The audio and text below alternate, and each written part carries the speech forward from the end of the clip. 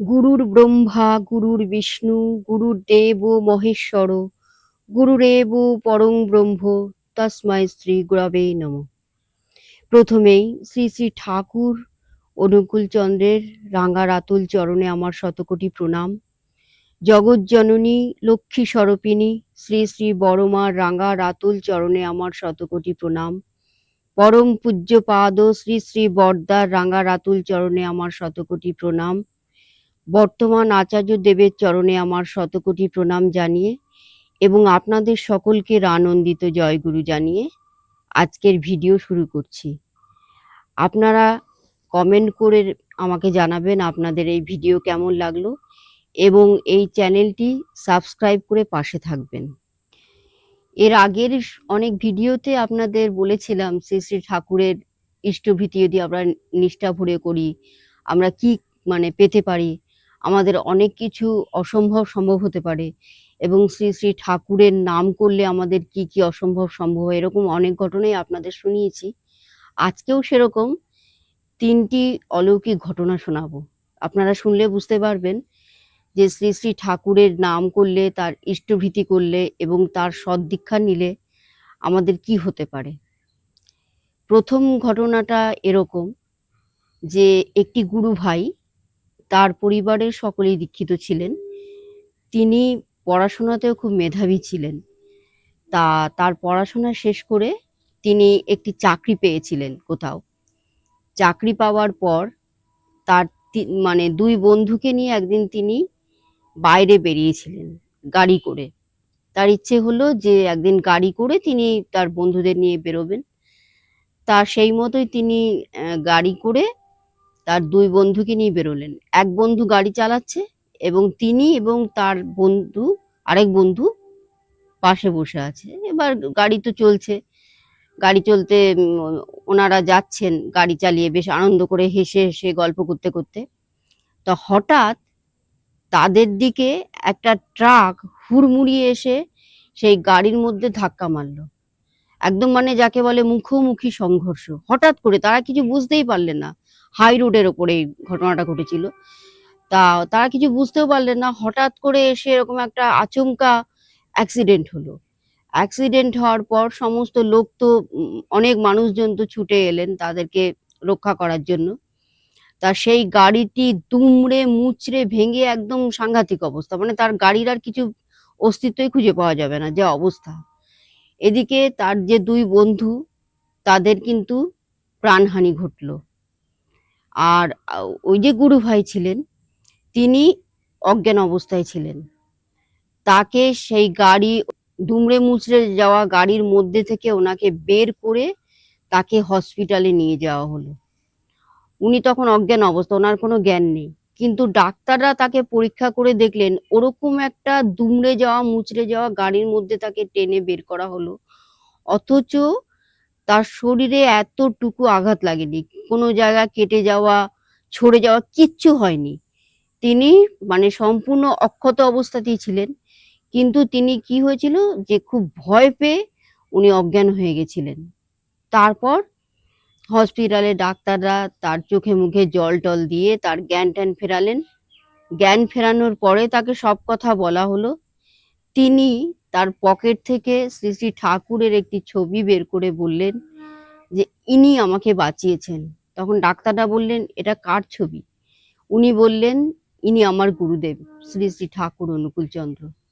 ডাক্তাররাও তখন অবাক হয়ে বললেন যে সত্যি আমরা ভাবতে পারিনি যে ওরকম একটা দুমড়ে যাওয়া মুচড়ে যাওয়া গাড়ির মধ্যে থেকে আপনাকে টেনে হিঁচড়ে বের করার পরেও আপনি কি করে অক্ষত আছেন, আপনার কিচ্ছু হয়নি, খালি অজ্ঞান হয়ে গেছিলেন আপনি। আমরা তো ভেবে অবাক হয়ে যাচ্ছি। তাইলে আমরা বুঝতে পারলাম যে শ্রী শ্রী ঠাকুরের সদ্দীক্ষা নিয়ে আমরা যদি নিষ্ঠা পরিষ্টভীতি করি, নাম করি, আমাদের জীবনহানি কখনোই কিন্তু ঘটবে না, আমরা কিন্তু অক্ষতই থাকবো। এই ঘটনাটি আশা করি আপনাদের ভালোই লেগেছে। এর পরের ঘটনাটি বলি আপনাদেরকে। এটাও একটা গায়ে কাটা দেওয়াই ঘটনা, শ্রী শ্রী ঠাকুরের অশেষ দয়ার ঘটনা। এটা হচ্ছে এরকম যে একজন গুরু ভাই তার আত্মীয় স্বজন নিয়ে তার নিজের গাড়ি করে আর কি দেওঘর গেছিলেন, দেওঘর বেড়াতে গেছিলেন তারা। তা তখন এখনকার আচার্যদেব তখন আচার্যদেব হননি, তখন আচার্যদেব ছিলেন আগের আচার্যদেব শ্রী শ্রী দাদা। তা তখন ওনারা গেছিলেন সব আত্মীয় স্বজন নিয়ে। ওনারা বেশ ভালোভাবে ওখানে কাটিয়েছেন, ঘুরছেন ফিরেছেন, আচার্যদেবকে দর্শন করেছেন, প্রণাম করেছেন। এরপর তারপরের দিন সকালবেলা, মানে দুপুর দুপুর টাইমে আনন্দবাজারের প্রসাদ গ্রহণ করলেন তারা সবাই, সেই গুরুভাই এবং তার পরিবারের সকলে প্রসাদ গ্রহণ করে শ্রী শ্রী ঠাকুরকে প্রণাম করে গেলেন আগের আচার্যদেবকে প্রণাম করতে। প্রণাম করার সময় তারা বললেন যে আজকে আমরা চলে যাচ্ছি। তখন আগের আচার্যদেব শ্রী শ্রী দাদা বললেন, ঠিক আছে আপনারা যাচ্ছেন যান, কিন্তু খুব সাবধানে যাবেন, এটা বললেন। তা তখন উনি এবং ওনার পরিবারের লোকেরা বললেন, এটা কেন উনি বললেন, কি ব্যাপার? আমরা মানে বাড়ি ফিরছি বলাতে উনি বললেন খুব সাবধানে যাবেন। যাকে ওনারা তো গাড়ি করে বেরিয়ে পড়লেন, ওনাদের সঙ্গে ড্রাইভার ছিল আর কি। তা ড্রাইভার গাড়ি চালাচ্ছেন, ওনারাও বেশ মানে খোশ মেজাজেই ছিলেন, খোশ মেজাজে মানে খুব আনন্দ করতে করতে ওনারা বাড়ি আসছেন আর কি। হঠাৎ ওই গুরুভাইটি লক্ষ্য করলেন তার যে গাড়ির ড্রাইভার ছিল, হঠাৎ দেখলেন উনি ঘুমোচ্ছেন। উনি ডাকলেন, এই এই এ কি, ভালো করে গাড়ি চালাও, এখন ঘুমোলে হবে, ওঠো ওঠো। আবার কিছুক্ষণ যাচ্ছে, আবার দেখলেন সেই ড্রাইভার ঘুমোচ্ছে, আবার উনি ডাকলেন, এরকম বারবার হচ্ছে। তারপরে হঠাৎ তার লক্ষ্য পড়লো দূরে, অনেক দূর থেকে একটা বড় ধরনের ট্রাক জাতীয় গাড়ি আসছে, আর এদিকে ড্রাইভার ওরকম ঘুমোতে ঘুমোতে গাড়ি চালাচ্ছে। উনি তাড়াতাড়ি করে ডাকলেন, এই ওঠো ওঠো ওঠো, এ কি হচ্ছে এ কি হচ্ছে। এই বলতে বলতেই ওই গাড়ি ওই যে ট্রাক, সেই গাড়ির মধ্যে এসে ধাক্কা মারলো। এখন বুঝুন অবস্থাটা, সেই গাড়ির মধ্যে ধাক্কা মারতে গাড়িটি তো উল্টে গেল। গাড়িটি উল্টে যাওয়ার পর, আর যেখানে সেই গাড়িটা উল্টে গেছে, মানে যেখানে ওই অ্যাক্সিডেন্টটা হয়েছিল আর কি, সেই কাছেই শ্রী শ্রী ঠাকুরের একটি মন্দির ছিল এবং আশেপাশে সেখানে অনেক গুরু ভাইদের বাড়ি ছিল। তা তাদের চিৎকার চেঁচামেচি আর্তনাদ এসব শুনে সেখানকার গুরু ভাইরা সব ছুটে বেরিয়ে এলেন, কি ব্যাপার কি হয়েছে। এসে দেখলেন তারা এই অবস্থা, একটি গাড়ি তাদের গাড়িতে এসে ধাক্কা মেরেছে। সঙ্গে সঙ্গে তারা মানে সেই গুরু ভাইরা ওনাদেরকে নিয়ে হসপিটালে নিয়ে গেলেন, ডাক্তারকে দেখালেন। ডাক্তার দেখে বললেন, এ তো অবিশ্বাস্য, ওনাদের যা অবস্থা হয়েছিল ওনাদের তো জীবনহানি ঘটতে পারতো, যেভাবে গাড়িতে এসে ওই ট্রাক ধাক্কা মেরেছে তো অনেক কিছু হয়ে যেতে পারতো। ওনাদের সেরকম কিছু হয়নি, অল্প অল্প হয়তো কাটা ছড়া হয়েছে, সেরকম কিছু না।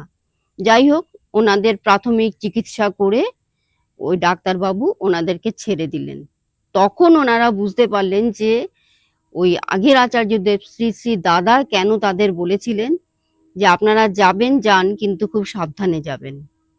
এর জন্যই ওই আগের আচার্যদেব এই কথাটি বলেছিলেন তাদের। তারপরে তারা নির্বিঘ্নে পরম পিতার নাম করতে করতে বাড়ি ফিরে এলেন। এর পরের ঘটনাটি আপনাদের শোনাই।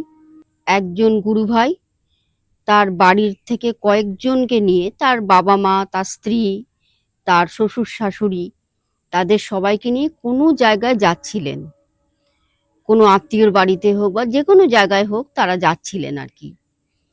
তা সবাই মিলে যাচ্ছেন পরম পিতার নাম করতে করতে। তা হঠাৎ হলো কি, গাড়িতে সবাই ঘুমিয়ে পড়লেন। যে গুরু ভাইয়ের কথা বলছি তারই গাড়ি, তিনি গাড়ি চালাচ্ছিলেন নিজে। তা ওনারা সবাই ঘুমিয়ে পড়লেন, আর তাদের সঙ্গে একটি ছোট বাচ্চা ছিল, এই 4 মাস কি 5 মাসের একটি ছোট বাচ্চা ছিল। তা গাড়ি চালিয়ে যাচ্ছেন তারা। তা গাড়ি চালিয়ে যেতে যেতে তারা প্রত্যেকেই কিন্তু হঠাৎ করে ঘুমিয়ে পড়লেন। তা ঠিক আছে, সেই গুরু ভাই তো গাড়ি চালিয়ে যাচ্ছেন। যেতে যেতে হঠাৎ বাচ্চাটা এক জায়গায় খুব জোরে কেঁদে উঠলো। কেঁদে উঠতেই সবার ঘুম ভেঙে গেল। ঘুম ভেঙে যেতে যিনি গুরু ভাই যে গাড়ি চালাচ্ছিলেন, তিনি দেখলেন তার মানে অনেকটা দূর থেকে একটা বাস ছুটে আসছে তাদের দিকে, আর এদিকে প্রচুর লোকজন রাস্তার চারদিকে দাঁড়িয়ে হই হই করছেন, দাদা দাঁড়ান দাঁড়ান, যাবেন না যাবেন না, এরকম একটা মানে সাংঘাতিক ব্যাপার। তারপরে তিনি তো গাড়িটা কোনো রকমে ব্রেক কষে দাঁড়ালেন, গাড়ির তখন মানে হাই স্পিডে গাড়ি ছিল, গাড়িটা মানে ব্রেক কষে উনি কোনো রকম করে দাঁড়িয়ে পড়লেন, আর সেই বাসটা আস্তে আস্তে তাদের ওই মানে রাস্তার পাশ দিয়ে চলে গেল কোনো রকমে। তখন সমস্ত লোকেরা তাকে বলল যে, "আপনি কিভাবে গাড়ি চালাচ্ছেন? আপনি দেখতে পাননি যে একটা বাস আসছে এরকম ভাবে?" তখন সেই গুরু ভাই এবং তার পরিবারের লোকেরা সবাই বললেন, "না যে আমরা সত্যি কথা বিশ্বাস করুন কিছু বুঝতে পারিনি। কখন যে আমরা ঘুমিয়ে পড়লাম, কি হলো? এই বাচ্চাটা না কেঁদে উঠলে আমরা মানে বুঝতেই পারতাম না। হয়তো আমাদের ঘুমই ভাঙতো না। আমাদের কিছু একটা হয়ে যেত।" অবিশ্বাস্যকর বিষয় কিন্তু এটাই, তারা মানে উনি যে ঘুমোচ্ছিলেন, যিনি গাড়ি চালাচ্ছিলেন গুরু ভাইটি, উনি কিন্তু গাড়ি ঠিক কিন্তু মানে চালিয়ে যাচ্ছিলেন। গাড়ি কিন্তু কোথাও এতটুকু থামাননি। আর আরেকটা অবিশ্বাস্যকর ব্যাপার, উনি যেখানেই যাচ্ছিলেন, উনি তখন ভাবছিলেন যে আমি যেখানেই যাচ্ছিলাম আমি কি সেখানেই যাচ্ছি? উনি তারপর দেখলেন যে উনি সেই দিকেই যাচ্ছেন। ওনার যেখানে যাওয়ার কথা উনি কিন্তু গাড়ি চালিয়ে সেখানেই যাচ্ছেন। আর হাই স্পিডে কিন্তু গাড়ি ছিল। কিন্তু গাড়িটার কোনো ক্ষতি হয়নি, তাদেরও কোনো ক্ষতি হয়নি। তখন তারা ওই গুরুভাই এবং তার পরিবারের লোকেরা বুঝলেন যে গাড়ি উনি চালালেও কিন্তু গাড়ির স্টিয়ারিং ধরেছিলেন স্বয়ং পরমপিতা। না হলে এরকম হয় না। তাদের হয়তো সেদিনকেই অনেক কিছু হয়ে যেতে পারত। অনেক বড় বিপদ ঘটে যেতে পারত। তারপরে তারা আবার নির্বিঘ্নে তারা যেখানে যাচ্ছিলেন সেখানেই চলে গেলেন। তাহলে বুঝতে পারছেন যে পরমপিতা আমাদের কিভাবে দয়া করেন। না হলে তারা দেখুন প্রত্যেকে ঘুমিয়ে পড়লেন। তাদের কোনো হুঁশ নেই। যে গাড়ি চালাচ্ছে বা কিছু কিভাবে যাচ্ছে, কোথায় যাচ্ছে কোনো হুঁশ নেই। কিন্তু তা সত্ত্বেও গাড়িটা তিনি চালিয়ে যাচ্ছেন নির্দিষ্ট রাস্তার দিকে এবং হাই স্পিডে গাড়ি থাকা সত্ত্বেও কিন্তু তাদের কোনো রকম বিপদ ঘটল না। তাইলে আমাদের পরমপিতার সদ্দীক্ষা নিলে এটাই সম্ভব হয়। অসম্ভব সম্ভব হয় এবং পরমপিতার ইষ্টভীতি করলে, নিষ্ঠা ভরে নাম করলে আমাদের অনেক বিপদ আপদ কিন্তু কেটে যায় এভাবেই। আমাদের তো ওই আষাঢ় মাস তো শেষ হয়ে গেল প্রায়। সামনে আসছে শ্রাবণ মাস, ভাদ্র মাস। প্রত্যেক সৎসঙ্গীদের কাছেই কিন্তু শ্রাবণ মাস এবং ভাদ্র মাস খুব পবিত্র মাস। কারণ শ্রাবণ মাসে জগৎজননী শ্রী শ্রী বড়মা ধরাধামে এসে অনেক লীলা করে গেছেন এবং ভাদ্র মাসে পরমপিতা শ্রী শ্রী ঠাকুর অনুকূলচন্দ্র নরদেহে এসে অনেক লীলা করে গেছেন। তাই উম, এই শ্রাবণ মাসে তো মাতৃ সম্মেলন হবে, আর ভাদ্র মাসে পুরো ভাদ্র মাস জুড়েই সব জায়গায় সৎসঙ্গ হবে।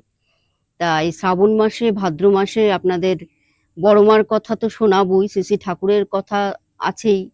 আর বড়মাকে নিয়ে আমার দিদিমার জীবনে একটা খুব মানে সাংঘাতিক সত্যি ঘটনা, সেটা আপনাদেরকে শোনাবো। আপনারা শুনে মানে বুঝতে পারবেন যে কোনো কিছু খারাপ জিনিস বা ভালো জিনিস ঘটার আগে বড় মা শ্রী শ্রী ঠাকুর আমাদেরকে কিন্তু জানিয়ে দেন। সেরকম মানে কিছু ঘটনা আপনাদের শোনাবো। আপনারা সকলে আমার পাশে থাকবেন। আশা করি আপনাদের খুব ভালো লাগবে এগুলো শুনতে। এই ঘটনা যেগুলো শোনালাম সেগুলো কেমন লাগলো আমাকে কমেন্ট করে জানাবেন আপনারা।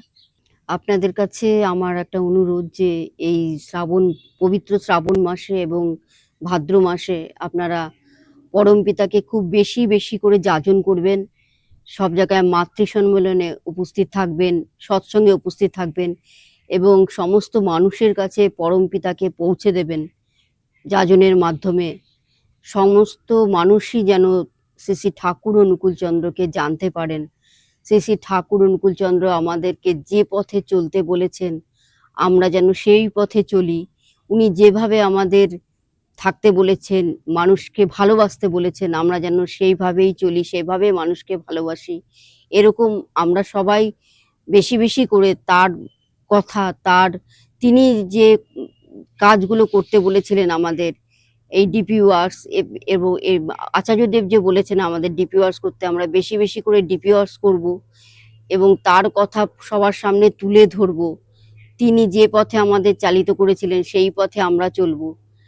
আমরা এরম ভাবেই কিন্তু মানুষের কাছে তাকে পৌঁছে দেব। আপনাদের কেমন লাগলো এই ঘটনা তিনটি আপনারা কমেন্ট করে জানাবেন এবং এই চ্যানেলটি সাবস্ক্রাইব করে রাখবেন, যাতে আমি নতুন ভিডিও দিলেই আপনাদের কাছে চলে আসে। আজকে আর ভিডিও বড় করছি না। আপনারা সকলে সুস্থ থাকুন, ভালো থাকুন। পরমপিতার রাঙা রাতুল চরণে আপনাদের সকলের মঙ্গল প্রার্থনা করে আজ এখানেই শেষ করলাম। বন্দে পুরুষোত্তমম। জয় গুরু।